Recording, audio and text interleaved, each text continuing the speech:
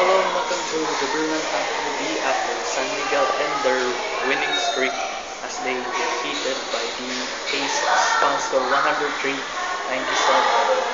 San Miguel meet another big blow and a shocking loss after a disappointment game.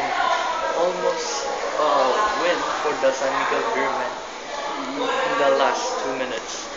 So SMB in a hurry but they fell short as they end their winning streak. Medyo mahirap yung kalaban ng Alaska pero hindi maganda yung resulta sa ulan. Pero there are still possible in the semis if rain or shine or Alaska needs a loss to keep the SMB hopes up.